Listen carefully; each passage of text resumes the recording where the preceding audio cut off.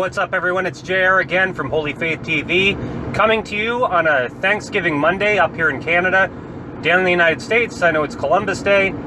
I know most of you probably don't get the day off anymore, but for those that do, I'm glad that you're here with me watching Catholic in the Car. So today I wanted to come on and talk about the 100th anniversary of Fatima that's coming up on October the 13th, which is just a few days away now. And obviously Fatima happened 100 years ago. The miracle of the sun, happened 100 years ago on October the 13th in 1917. And I'm curious as to what everybody thinks may potentially happen on October the 13th. Is there going to be some major news story happening? Now, I know that there's some of you out there that you're probably under the belief that the consecration of Russia happened in 1984 when Pope John Paul II consecrated Russia to consecrated the world to the Immaculate Heart. I'm not of that opinion. I've tried to read a lot on this subject, and at times I've went back and forth. I even own a book by Father Fox who tries to convince the reader that the consecration has already been performed. But I'm not convinced from his arguments. And one of the big things that I see missing is the fruit of conversion of the nation of Russia. And that's why I still think we are awaiting the consecration. Father Gruner, of course, who rest in peace, he has a lot of arguments against the 1984 consecration, why it did not fulfill Our Lady's request. And therefore, I think we're still awaiting the consecration. And if you look at what Our Lady said, she did say that it would be done late.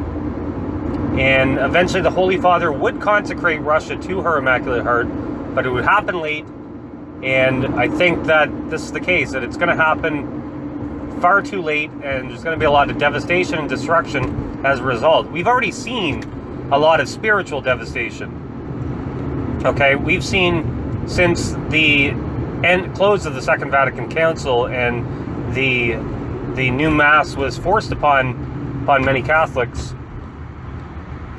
we've seen a lot of spiritual devastation within the Catholic Church. And certainly that, I believe, from what experts, from what people have said they think the third secret says, it certainly seems like that part of the third secret is fulfilled, if that is correct, which I think the third secret refers to great apostasy in the church. So what could possibly happen on October the 13th?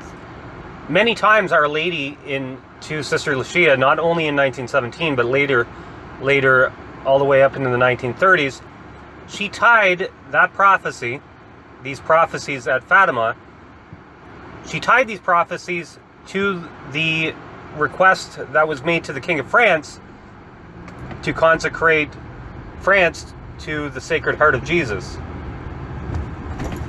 And it'll be interesting to see. So what happened with the King of France, for any of those who don't know, is 100 years to the day, 100 years to the day that the King of France was asked to consecrate the nation of France to the Sacred Heart. What happened is that on the exact 100th day after that request was not heeded, what happened is the King of France actually, via legislation, lost most of his authority. And then a few years later, he was obviously carried off and beheaded, and thus you saw, until the early 1800s, you saw the disestablishment of the French monarchy, the French Catholic monarchy, and the reign of the Revolution in France. So I'm curious as what may happen. I mean, could it be a big catastrophic event that happens on the 13th? Well, I mean, potentially. Will nothing happen on the 13th? I mean, potentially that could happen too. Our Lady never specifically came out and said that there's going to be an absolute direct correlation between that and the King of France. So she never said that exactly 100 years to the day in this scenario would something happen. But it's, I think, a reasonable conclusion that because of how it was tied to the consecration, to the ask by the King of France, that it's very possible that the exact same thing could happen in this case. If her requests are not heeded, then maybe 100 years to the day, something big could happen. And that's only 4 days away, folks. So, you know, and I think that obviously we're talking about a much bigger event at Fatima than the request to consecrate France. So it'll be interesting to see what happens. It's all speculation, obviously, and maybe nothing will happen at all. But I think what we can take away from it is that we should always be prepared to meet Christ. I think that many people, including myself at times, we go through the day-to-day motions, but you know, we're not really prepared for any kind of catastrophic event like Our Lady predicted at Fatima. We're not prepared to meet our Lord if the judgment day were to come for ourselves. So I think it's a good reminder to always be ready, always be on guard, always be vigilant, stay clear of mortal sin, stay in a state of grace, and be ready at all times. Isn't it interesting how much things have changed in 100 years since Our Lady came to Fatima and said what she said? Who would have foresaw the things that had happened in just the past 100 years? So the rise of communism, the rise of the Bolsheviks, the subsequent quick destruction of communism in Eastern Europe, the revival and the rise again of the Russian Orthodox Church. I think that what you're seeing in Russia right now with the state funding the rebuilding of the Orthodox churches is part of the material preparation for the consecration of Russia, in my opinion. And, you know, Our Lady never said that what you would see is Western Catholicism spread throughout the world. It very well may be that Russia will convert to the Catholic faith, but spread Eastern Rite Catholicism throughout the world, and that will be how the world will be converted to her Immaculate Heart, is through Eastern Catholicism. Now, Eastern Orthodoxy, the Russians have a great love for Our Lady. There's no doubt about that. Our Lady plays a very central role in Russian Orthodoxy, without a doubt. So it may be possible that you'll see the rise of Eastern Rite Catholicism spread throughout the world by Russia. That's possible. That's just my speculation, but we'll see what happens. I mean, you never know.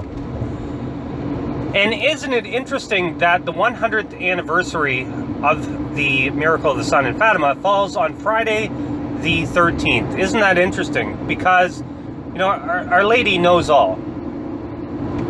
And the Lord, He knows all. So, traditionally, Friday the 13th is considered a day where via superstition, because of the 13th is based off of the book of Revelation, or the Apocalypse. 13 is an unlucky number because it speaks of the devastation or the abomination of desolation in chapter number 13, and that's where the superstition behind the number 13 comes from. So isn't it interesting that on Friday the 13th, that will be the 100th anniversary of the Miracle of the Sun? I do find that interesting, I must say.